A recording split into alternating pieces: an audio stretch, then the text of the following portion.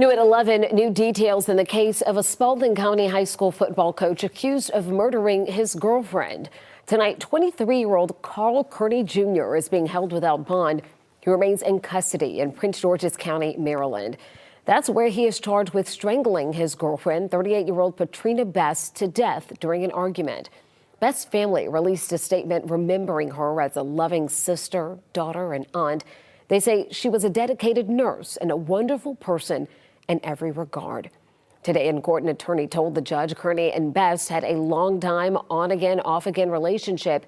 She says the incident fits a familiar model of domestic violence. The clock had just struck 9 a.m. on a quiet Sunday morning when Carl Kearney Jr. pushed open the heavy glass doors of the Prince George's County Police Department.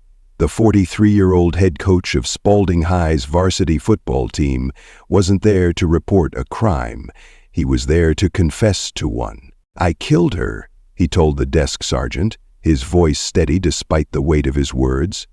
"I killed Patrina." Just hours earlier, 38-year-old Patrina Best lay motionless on the floor of her parents' home in Accokeek, Maryland. The travel nurse who had spent her life caring for others couldn't be saved. The hands that had once guided young athletes to victory had wrapped around her throat until she stopped breathing. How does a man celebrated in his community, a former Georgia Southern University football star who briefly practiced with the New York Jets, transform into a killer overnight? The truth is, it doesn't happen overnight at all. February 17, 2024, marked the violent end to a relationship few understood. While Patrina's Instagram showed smiling photos of adventures with her dog Luke, and Kearney's social media featured motivational posts for his players, what happened behind closed doors told a different story. The contrast couldn't be more stark. A beloved coach known for building young men up had destroyed the woman who loved him. A nurse who traveled the country healing others couldn't escape the danger in her own relationship. As news of the murder spread, two communities were left reeling. In Georgia, students and parents struggled to reconcile the mentor they knew with the murderer on the news. In Maryland, Patrina's family faced the unbearable reality that she would never return from her visit home. "He was like a father to my son," one Spalding High parent told reporters, her voice breaking. "How do I explain this to my child?" The question echoes beyond one family, beyond one school, beyond one community. How do we make sense of violence that hides behind respected facades? How do we protect ourselves and our loved ones from dangers we can't see coming? Welcome to Crazy Dark Files.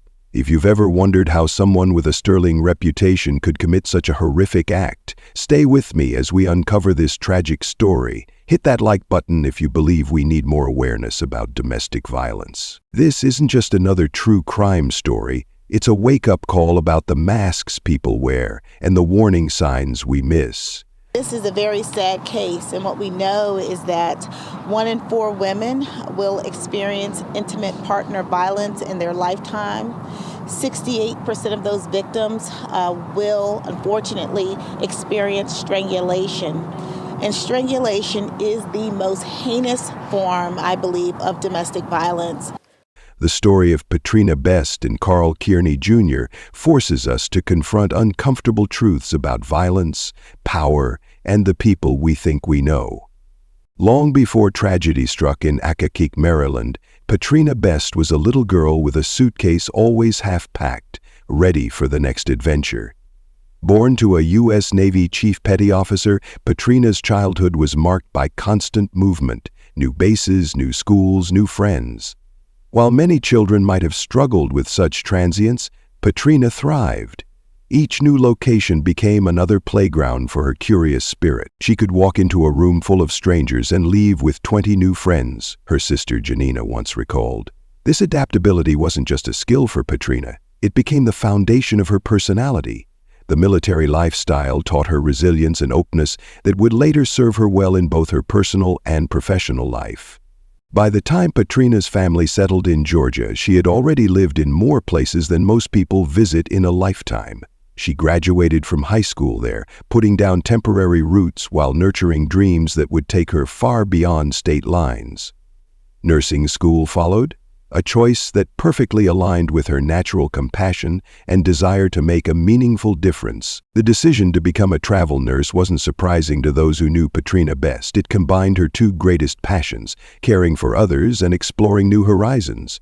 As a travel nurse, she accepted temporary assignments across the country, typically lasting 13 weeks, before moving to the next location.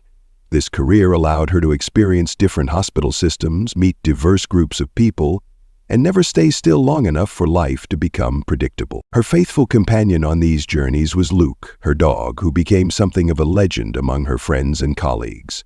Photos of Luke posing at landmarks across America filled Patrina's social media accounts.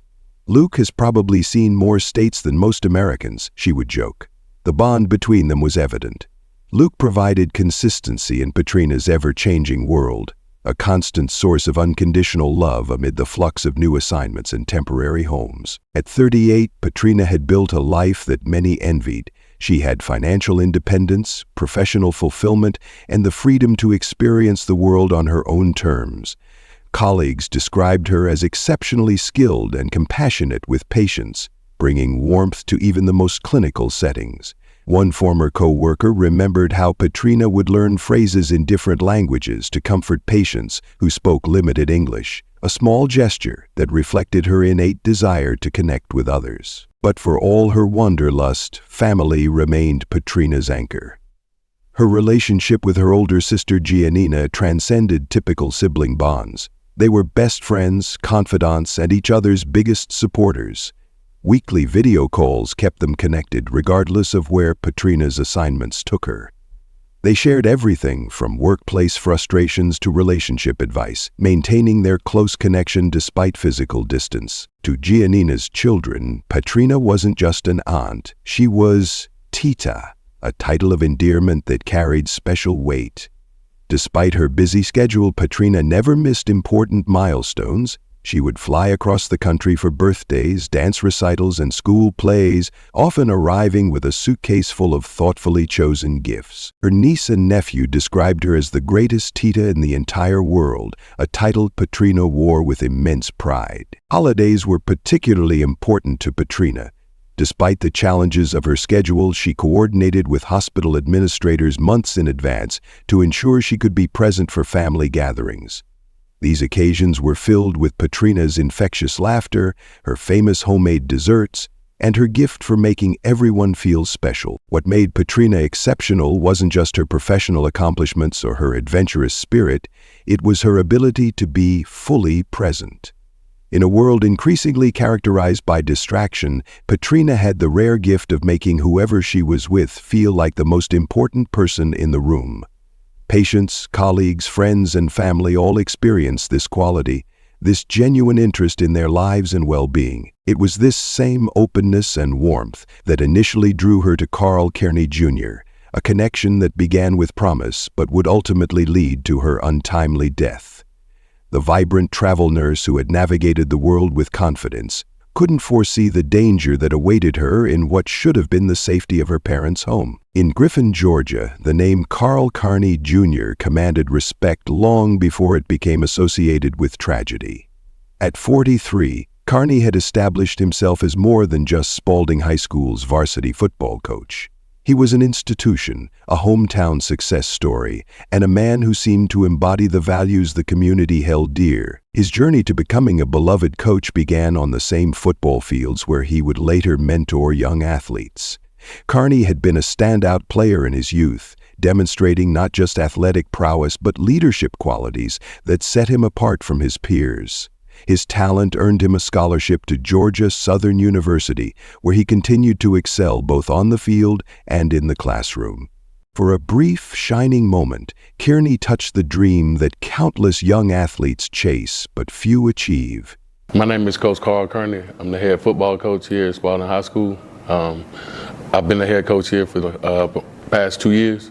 Well, I inherited a football team that were 1-9 when I first got the job, so it was a tough situation, man. My coaching staff, they did an unbelievable job just buying into the program and following my vision, and every single kid that was a part of the program, they followed the vision as well. In the early 2000s, he secured a spot on the New York Jets practice squad. Not quite the NFL stardom many had predicted for him, but an achievement that earned him considerable respect in his hometown. Though his professional playing career proved short-lived, it gave him credibility that would later serve him well as a coach. When Kearney returned to Georgia and eventually took the position at Spalding High, it seemed like a natural progression. Here was a man who understood the game from every angle, who had experienced both triumph and disappointment, and who could guide young men through the complexities of sport and life. Coach Kearney doesn't just teach us how to play football. One of his players told the local newspaper in a feature published just months before the murder, "He teaches us how to be men." This sentiment was echoed throughout the school community. Parents entrusted their sons to him, believing he would instill values of discipline, perseverance, and integrity. His coaching style balanced firmness with encouragement. Former players described how he would push them to their limits during practice, but was always the first to celebrate their successes, both athletic and academic. He attended graduation ceremonies, wrote college recommendation letters, and maintained relationships with former players long after they left his team. In faculty meetings, Kearney was known for advocating for students who were struggling, arguing that with the right support and guidance, any young person could succeed. He volunteered for school committees, helped organize community events, and seemed genuinely invested in the school beyond his coaching duties. If you had asked anyone in Griffin to name someone they trusted completely, Carl Kearney would have been on that list, the school principal told reporters, her voice reflecting the community's collective disbelief. This carefully constructed public image made the news of his confession all the more shocking. The disconnect between the mentor who preached responsibility and the man who took a life, then fled the scene, was impossible to reconcile. How could the same hands that patted young athletes on the back in encouragement have been capable of such violence? When news of Kearney's arrest reached Griffin, the initial reaction was denial. Surely there had been a mistake. Perhaps it was a different Carl Kearney. The alternative, that they had misjudged him so completely, was too disturbing to accept. As reality set in, the community's response transformed from shock to betrayal. Parents who had trusted him with their children's development questioned their judgment. Students who had looked up to him struggled to process this new, horrifying dimension of a man they thought they knew. In Maryland, where Patrina's family mourned her loss, the revelation of Kearney's respected status in Georgia added another layer of pain. How could someone so trusted, so admired, commit such an act? The contrast between his public reputation and private violence raised uncomfortable questions about how well we truly know the people we elevate to positions of influence and trust. The man who walked into the police station that February morning was both the respected Coach Kearney and a confessed killer. A duality that left two communities grappling with the realization that sometimes the most dangerous monsters wear the most convincing masks of normalcy. The paths of Patrina Best and Carl Kearney Jr. intersected in Georgia, though the exact circumstances of their first meeting remain unclear from public records. What is known is that despite their different professional worlds, hers in healthcare, his in education and athletics, they found common ground that evolved into a romantic relationship. For Patrina, whose life was characterized by movement and temporary connections, Kearney may have represented stability, a fixed point in her ever-changing landscape. For Kearney, Patrina's vibrant personality and worldly experiences likely offered a refreshing contrast to the routine of school schedules and football seasons. On the surface, they complemented each other, the adventurous nurse and the hometown coach. Friends of the couple noted that they seemed happy in the early stages of their relationship. Social media posts showed them enjoying outdoor activities, attending community events, and spending time with Patrina's dog, Luke. Kearney appeared supportive of Patrina's career, often posting proud messages about her work as a travel nurse when she began new assignments. However, the very nature of Patrina's profession introduced significant challenges to their relationship. Travel nursing typically involves 13-week contracts in different locations, meaning long periods of separation. While modern technology allows couples to maintain connection across distances, the strain of physical separation can test even the strongest relationships. Long-distance relationships require exceptional communication and trust, explained a colleague of Patrina's who had also dated while working as a travel nurse. You're constantly negotiating reunions, separations, and trying to build a life together in the spaces between assignments. For Kearney, whose position as a football coach demanded his presence during the fall and winter seasons, coordinating visits with Patrina's schedule proved complicated. When football season overlapped with her assignments in distant states, weeks could pass without them seeing each other in person. While no public records indicate previous violent incidents between them, relationship experts note that distance can sometimes mask developing problems. Issues that might become apparent in daily interaction can remain hidden when couples only see each other's carefully curated versions during brief visits or video calls. In long-distance relationships, there's often a honeymoon effect during reunions, noted one domestic violence counselor after the case became public. Problems get pushed aside during the limited time together, creating a cycle where tensions build but are never properly addressed. Whether Patrina recognized concerning behaviors in Kearney before the fatal incident remains unknown.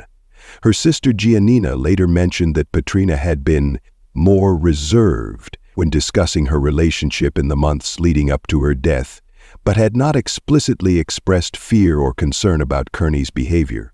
What is clear is that by February 2024, something in their relationship had deteriorated significantly. Patrina had traveled to Maryland to visit her parents in Accokeek, a trip that should have been a routine family visit. Kearney had joined her there, suggesting they were still actively involved as a couple despite any underlying issues. The presence of both Patrina and Kearney at her parents' home indicates they were attempting to maintain their relationship despite the challenges. Whether her family had met Kearney before or if this was an introduction to her parents remains unclear from available information. The dynamics that led from what appeared to be a normal relationship to a fatal confrontation remain partially obscured. What conversations occurred in the days and hours before the murder, what tensions had been building, and what finally triggered Kearney's violent action may never be fully understood by anyone outside the relationship. What is tragically evident is that whatever problems existed between them, Patrina likely never imagined they would culminate in violence. Like many victims of intimate partner homicide, she may have normalized concerning behaviors or believed that the good aspects of their relationship outweighed the bad, a miscalculation that ultimately cost her life. February 17, 2024, began as an ordinary Sunday in Accokeek, Maryland. The quiet suburban neighborhood where Patrina Best's parents lived showed no signs of the tragedy that would unfold within hours. Patrina had been staying with her parents during a break between nursing assignments, a common practice that allowed her to reconnect with family while transitioning between contracts. Carl Kearney Junior had arrived in Maryland the previous day. According to neighbors who later spoke with investigators, there were no obvious signs of tension between the couple when they were spotted walking Patrina's dog Luke that Saturday afternoon. One neighbor recalled exchanging pleasantries with them, describing them as perfectly normal, even affectionate. The morning of February 17th appeared to progress without incident. Patrina's parents had left early to attend church services, leaving Patrina and Kearney alone in the house. Phone records would later show that Patrina had texted her sister, Giannina, discussing plans for a family dinner later that week, a dinner that would never take place. What happened next can only be pieced together from Kearney's subsequent confession to police and the physical evidence at the scene. According to Kearney's statement, an argument began shortly after Patrina's parents left the house. The subject of this argument remains somewhat unclear in public records, though investigators believe it may have centered around their relationship's future. It started over something small, Kearney told detectives during his confession. But then old issues came up, things we'd been avoiding talking about. The argument escalated quickly. Voices were raised. What had begun as a discussion transformed into a heated exchange. Neighbors reported hearing raised voices but thought nothing of it at the time, an ordinary couple's disagreement, not the prelude to violence. By Kearney's own admission, the confrontation turned physical when Patrina attempted to walk away from the argument. He followed her into the bedroom, where the verbal altercation intensified. In a moment that would forever alter both their lives, Kearney grabbed Patrina and began to strangle her. The medical examiner later determined that death by strangulation typically takes between 2 and 5 minutes of continuous pressure, minutes during which Kearney could have stopped, minutes during which he made the conscious choice to continue. The deliberate nature of strangulation makes it particularly disturbing to investigators and prosecutors, as it requires the perpetrator to maintain their violent action over an extended period. After Patrina lost consciousness, Kearney claimed he attempted to revive her by slapping her face. This detail, provided in his confession, suggests a moment of panic or realization, but came far too late. When his attempts to rouse her failed, Kearney checked for a pulse and found none. Instead of immediately calling emergency services, Kearney made a series of decisions that would further compound his crime. First, he gathered his belongings. Then, taking Patrina's car keys, he fled the scene in her vehicle, an action that would later add the charge of unauthorized removal of a motor vehicle to his murder indictment. For approximately 2 hours, Kearney drove aimlessly around Prince George's County, Maryland. Cell phone data would later track his movements during this period, showing no particular destination, just the erratic path of a man coming to terms with what he had done. Patrina's parents returned home from church to find their daughter unresponsive on the bedroom floor. Their frantic 911 call brought emergency medical services to the scene within minutes, but it was already too late. Patrina Best was pronounced dead at the scene. Meanwhile, Kearney had reached a decision. He parked Patrina's car in the lot of the Prince George's County Police Department. Walking inside, he approached the front desk and uttered the words that would begin the official process of justice. "I need to turn myself in. I killed my girlfriend." Officers immediately detained Kearney and read him his rights. In the interview room, he provided a full confession describing the argument, the strangulation, his failed attempts to revive Patrina, and his decision to flee before ultimately turning himself in. When asked why he had decided to surrender, Kearney reportedly told detectives, "I couldn't live with it. She didn't deserve what I did to her." As news of the murders spread, 2 communities were left to process the shocking events. In Maryland, Patrina's family began the unbearable task of planning a funeral instead of the family dinner they had been looking forward to. In Georgia, the Spalding High School community struggled to reconcile the coach they knew with the murderer on the news. I'm curious, what state or country are you watching from? Have domestic violence resources improved in your area? Share your thoughts in the comments below. The timeline of February 17th represents more than just the chronology of a crime. It illustrates how quickly a relationship can turn deadly, how moments of anger can lead to irreversible consequences, and how the decision to use violence changes lives forever. The Prince George's County Police Department faced an unusual situation on February 17, 2024. While most homicide investigations begin with the discovery of a body and a search for a suspect, this case started with the perpetrator walking through their front door.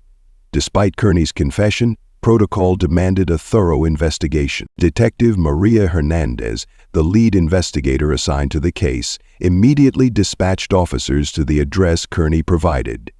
There, they found a scene that confirmed his confession: Patrina Best's body in the bedroom of her parents' home, with clear signs of strangulation. "Even with a confession, we treat every homicide with the same thoroughness," Hernandez later explained at a press conference. "The victim deserves nothing less than our complete attention to detail." The medical examiner arrived within hours to conduct a preliminary examination. The official cause of death, manual strangulation, was confirmed the following day after a full autopsy. Bruising patterns on Patrina's neck indicated significant force had been applied for several minutes, consistent with Kearney's account. Meanwhile, detectives conducted a recorded interview with Kearney, who waived his right to an attorney during initial questioning. His confession provided a clear timeline and admission of guilt that prosecutors would later describe as unambiguous. Crime scene technicians processed both the home and Patrina's vehicle, which Kearney had driven to the police station. Within 48 hours of the murder, the Prince George's County State's Attorney's Office filed formal charges against Carl Kearney Jr., first-degree murder and unauthorized removal of a motor vehicle. The murder charge carried particular weight in Maryland, where recent legislation had specifically addressed strangulation. In 2022, Maryland had passed legislation making strangulation a first-degree felony, recognizing it as a particularly dangerous form of assault that often precedes homicide in domestic violence cases.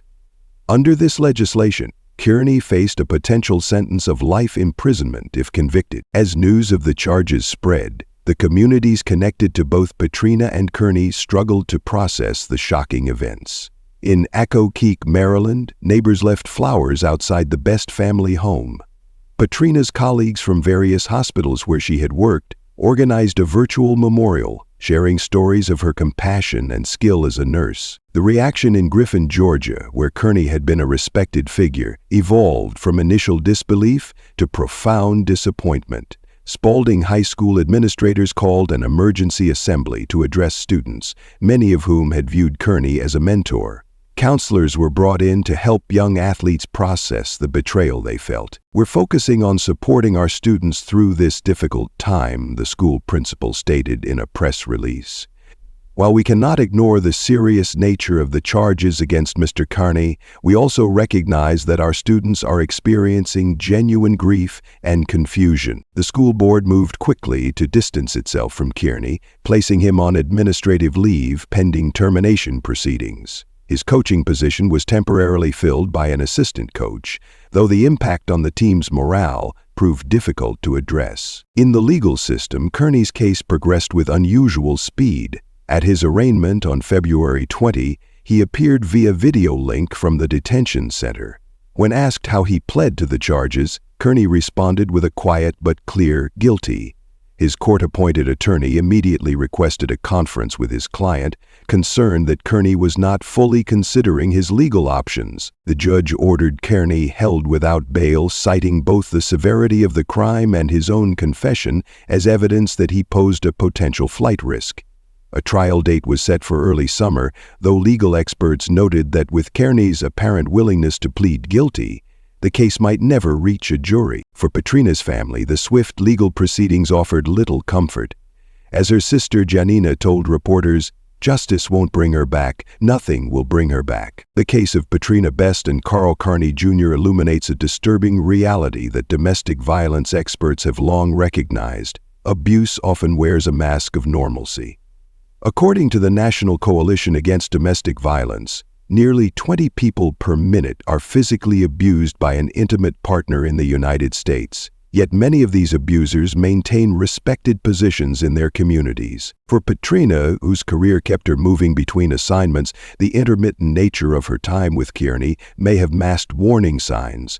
Periods of separation can create a reset effect, where tensions temporarily dissipate, only to build again during time together. The case also highlights how domestic violence crosses all demographic boundaries. There's a dangerous myth that domestic violence only happens in certain communities or socioeconomic groups. The reality is that it affects people of all backgrounds, education levels, and professions. A medical degree, law license, or coaching position doesn't immunize someone from being either a victim or perpetrator. Perhaps most troubling is how many domestic homicide perpetrators like Kearney have no prior criminal record. They commit their first documented act of violence when they kill their partner. This reality underscores the importance of recognizing early warning signs before violence escalates to lethal levels. The tragedy of Patrina Best's death serves as a powerful reminder that identifying warning signs early can save lives. While we cannot know what signs might have been present in her relationship with Carl Kearney Jr., experts point to several red flags that often precede violence. Controlling behaviors frequently appear first.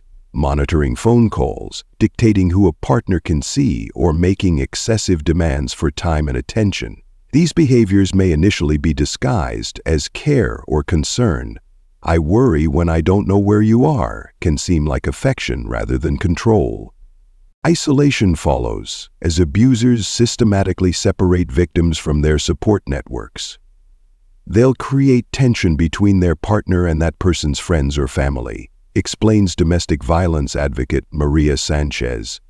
They might claim someone is a bad influence or doesn't respect the relationship. Emotional abuse, constant criticism, humiliation, or manipulation erodes a victim's self-esteem and independence. By the time physical violence occurs, the victim's support system and confidence have often been significantly weakened. For those concerned about a loved one's relationship, experts recommend maintaining connection rather than criticism.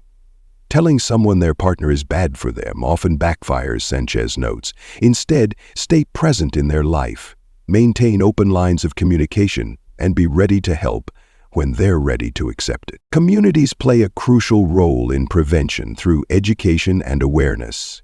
Programs that teach healthy relationship skills in schools have shown promise in reducing future violence. Workplace training helps colleagues recognize concerning behaviors and respond appropriately. Patrina Best's story reminds us that behind statistics are real lives, vibrant, loving individuals whose futures were stolen by violence that might have been prevented. By learning to recognize warning signs and creating communities that support victims, we honor her memory and work toward a world where such tragedies become increasingly rare. Patrina Best's life was defined by connection, to her family, to her patients, to the many communities she touched through her work as a travel nurse.